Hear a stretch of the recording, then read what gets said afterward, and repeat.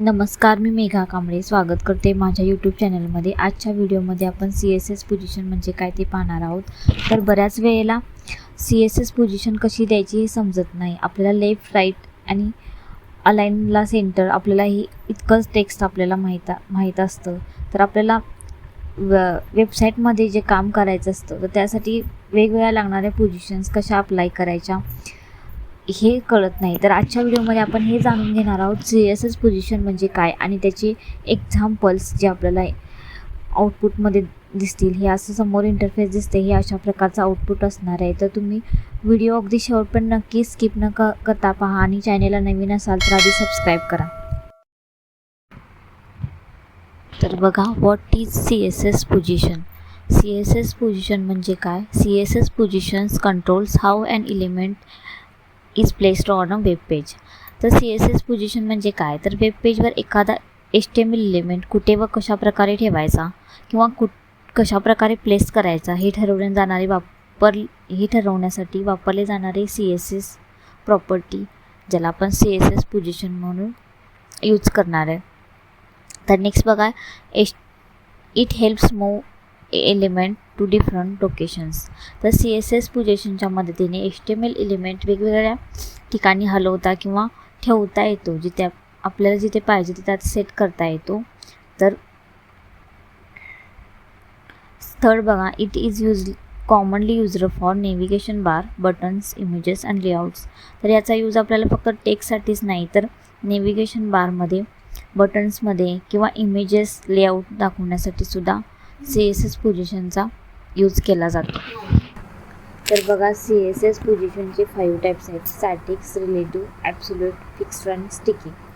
Static टेक्स्टचा use आपण कशासाठी करणार आहे? तर नॉर्मल आणि डिफॉल्ट जी एका जागेवरून दुसऱ्या जागेवर हलवू शकत नाही ती फिक्स असते, त्यासाठी आपण स्टॅटिक यूज करणार आहे, जे आपण प्रोग्राममध्ये करून पाहणार आहे. नेक्स्ट बघा, रिलेटिव्ह.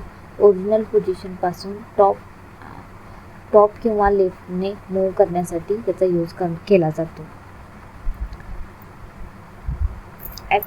ॲब्सोल्यूटमध्ये पॅरेटच्या स्पेसिफिक पोझिशन म्हणजे एखादा बॉक्स असणार आहे, म्हणजे ज्याला आपण पॅरेट म्हणतो.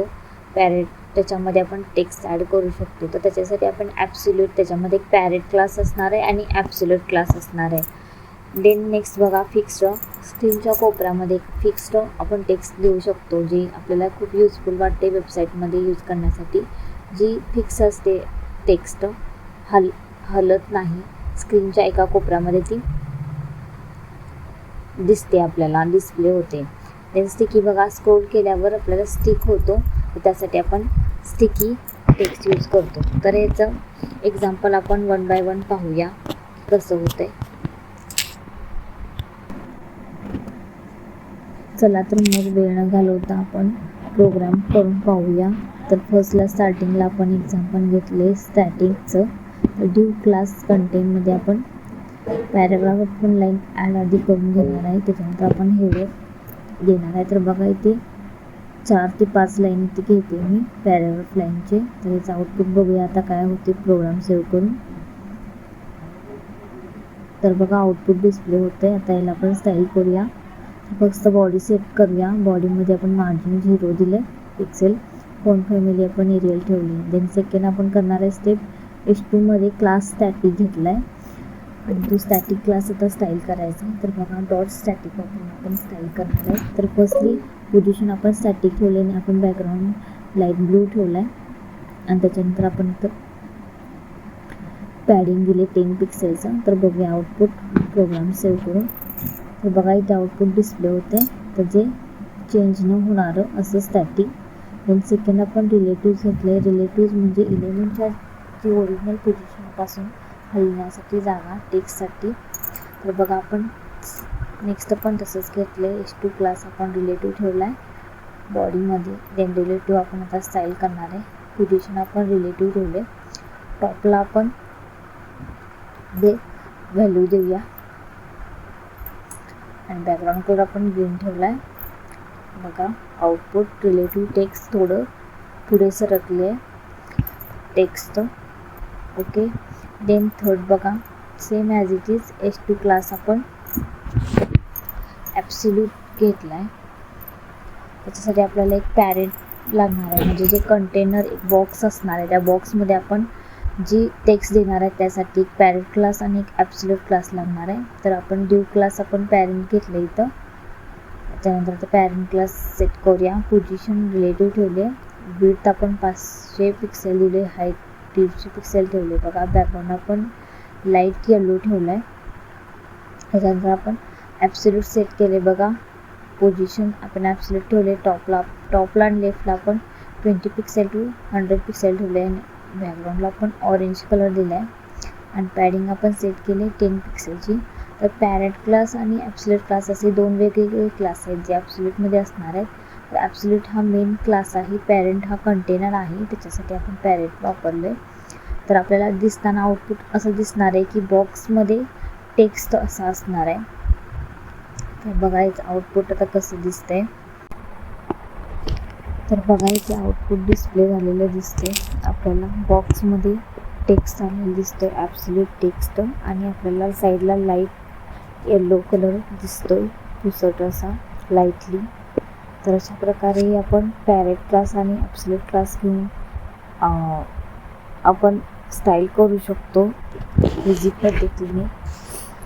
तर बघा नेक्स्ट आपण बघूया फिक्स्ड टेक्स्ट. तर बघा फिक्स्ड टेक्स्टसाठी आपण H2 घेतले खाली बॉडीमध्ये फिक्स्ड असं. तर त्याच्यानंतर आपण त्याला स्टाईल करायचं आहे. तर त्यासाठी आपण डॉट फिक्स्ड क्लास घेतलेला, त्याला स्टाईल करूया. तर बघा त्याच्यासाठी पोझिशन आपण फिक्स्ड ठेवले, राईटला आपण 20 पिक्सेल ठेवले, बॅकग्राऊंड आपण रेड ठेवला आणि कलर आपण व्हाईट ठेवला आहे. आणि आपण पॅडिंग सेट केले 20 पिक्सेलचे. तर बघा आता प्रोग्राम रन करून बघायचा, सेव्ह करूया आधी आणि रन करून बघूया. तर बघा आउटपुट डिस्प्ले होते कॉर्नरला फिक्स्ड टेक्स्ट. तर याच्यामध्ये फिक्स्ड साईज असणार आहे जी की कधीच होणार नाही. तर नेक्स्ट बघा स्टिकी. त्याच्यामध्ये आपण पोझिशन स्टिकी ठेवले, टॉपला आपण 0 सेट केलं आणि बॅकग्राऊंड आपण पर्पल कलरचा ठेवला आहे. प्रोग्राम सेव्ह करून बघूया रन करून. तर बघा रिफ्रेश करून स्टिकी टेक्स्ट इथं खाली आलेलं आहे पर्पल कलरचं. तर आपण कंटेनला आपण स्टाईल करूया म्हणजे जेणेकरून तुम्हाला फिक्स्ड आणि स्टिकीचं फरक लक्षात येईल. तर कंटेनला आपण हाईट ठेवलं बघा 100 पिक्सेलची. त्यानंतर आपण सेट केले पॅडिंग 20 पिक्सेलचा आणि बॅकग्राऊंड कलर आपण स्काय ब्लू देतोय. तर बघूया आउटपुट आता काय येते. तर बघा ह्याच्यामध्ये आउटपुट आपल्या स्टिकी टेक्स्ट आणि त्याच्या खाली आपल्याला 1000 पिक्सेल आपण जी हाईट ठेवलेली ती हाईट इथे दिसते. तर कॉर्नरला आपल्याला फिक्स्ड टेक्स्ट असं दिसते जो की तो रिमूव्ह झालेला नाही. स्क्रोल करेल ते वर खाली होत राहणार आहे, म्हणजे जी जागा असणार आहे ती फिक्सच असणार आहे त्याची. तर अशा प्रकारे तर आजच्या व्हिडिओमध्ये आपण CSS पोझिशन कसे सेट करायचं हे पाहिलं. जर तुम्हाला इमेजेस आणि बॉक्ससाठी सुद्धा अप्लाय करायचं असेल तर ही थीम अप्लाय करू शकता. जसं की आपण 5 टाईप पाहिले CSS पोझिशनचे. 5 पोझिशनवर तुम्ही इमेजेस आणि बॉक्ससाठी सुद्धा अप्लाय करू शकता, प्रोग्राम करून पाहू शकता. तर आजच्या व्हिडिओमध्ये आपण पोझिशनचे 5 टाईप्स पाहिले. अशाच नवीन नवीन गोष्टी शिकण्यासाठी आणि नवीन नवीन गोष्टी माहीत करून घेण्यासाठी चॅनेलला नक्की सबस्क्राईब करा, लाईक करा, कमेंट करून नक्की सांगा की व्हिडिओ कसा वाटला. थँक्यू.